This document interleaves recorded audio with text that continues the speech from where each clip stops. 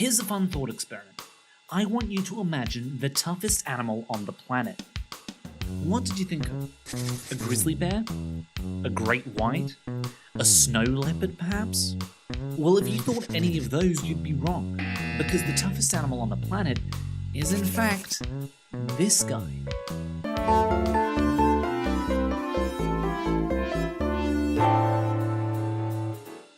They're called tardigrades, and you'd be forgiven for not believing me.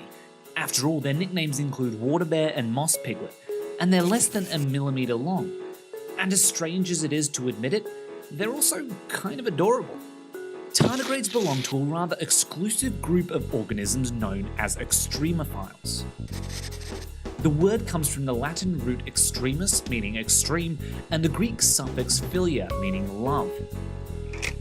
And what that translates to in the real world are animals that thrive in extreme conditions, that are inhospitable to almost all other forms of life.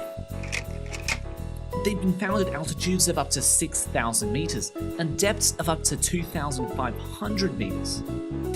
For some perspective, modern nuclear submarines have a depth range of about 470 meters, and they'd be crushed like a can by oceanic pressure at around 730 meters.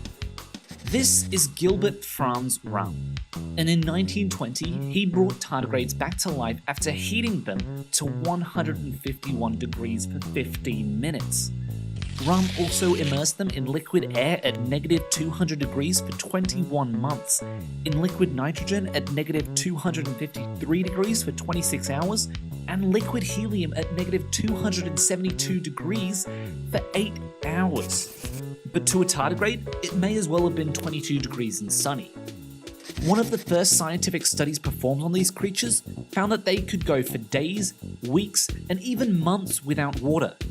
It would be discovered later that tardigrades can actually go for decades without water.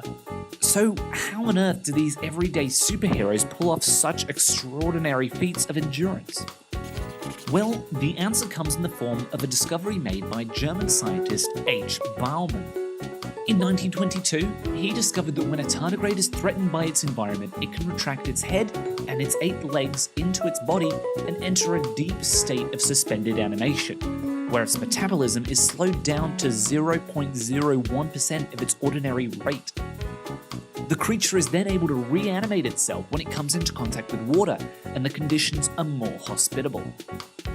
So next time you're picturing the embodiment of tough, don't think of this. Think of a millimeter long, 8-legged, plump little moss piglet.